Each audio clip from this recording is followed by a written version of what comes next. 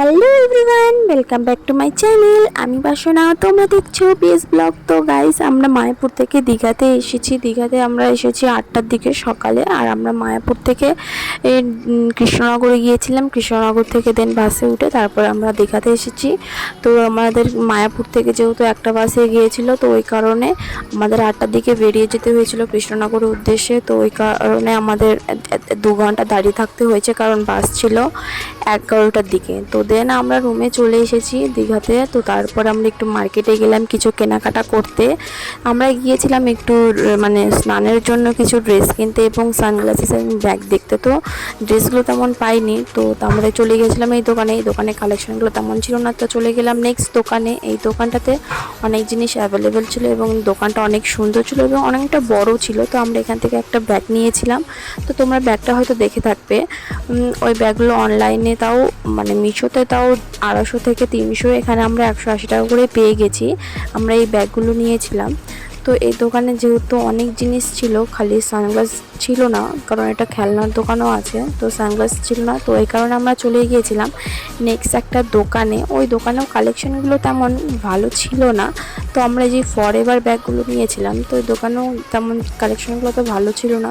তো চলে গিয়েছিলাম নেক্সট একটা সাইডে সানগ্লাসেস দোকানে। তো এখানে কালেকশনগুলো ভালো ছিল, কিন্তু ওরা নেয়নি, কারণ ওদের তেমন ভালো পছন্দ হয়নি। তো আমার তো ভালো লেগেছে। তো দেন আমরা আবার রুমে চলে গিয়ে সবাই মিলে চলে গেলাম বিচের কাছে, মানে সমুদ্রের কাছে।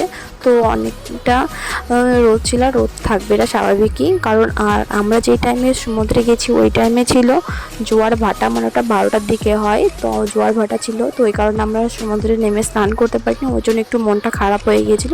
তবু আমরা ভালোই মজা করেছি। তো আমরা একটু সামনের দিকে এগিয়ে গেলাম, আর এটা ছিল ঢেউসাগর পার্ক। আমরা যেতে চেয়েছিলাম কিন্তু কারণবশত যাওয়া হয়নি। তো আমরা একটু সামনের দিকে এগিয়ে গেলাম। তো সামনের দিকে এগিয়ে যে এই জায়গাটাতে আমরা এখন স্নান করব। তো প্রচণ্ড রোদ ছিল।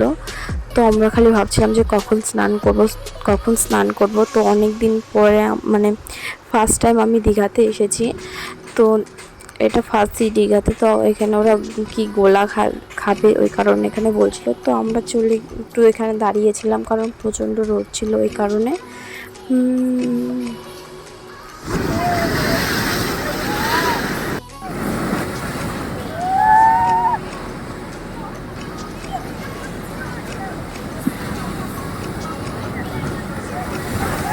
দেখাও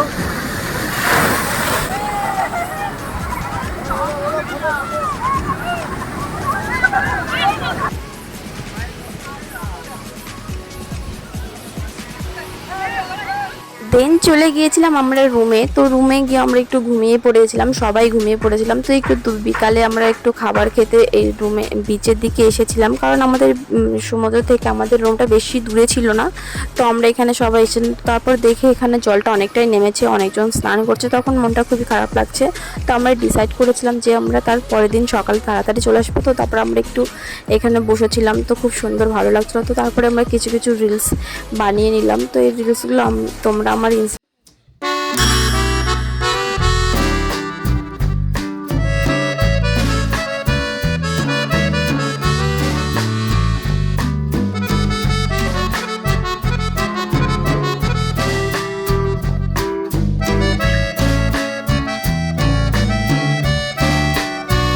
দুজন কাপাল আসছে। তো আমরা এখানে একটা রোমান্টিক ভিডিও বানিয়ে নিলাম। কেমন লাগছে অবশ্যই জানিও। তো আমরা রুমে চলে এসেছিলাম। তো আমরা আবার বিকালে মানে রাত্রের দিকে গিয়েছিলাম, তখন 8টা বাজে, তখন আবার গিয়েছিলাম আমরা সমুদ্রে।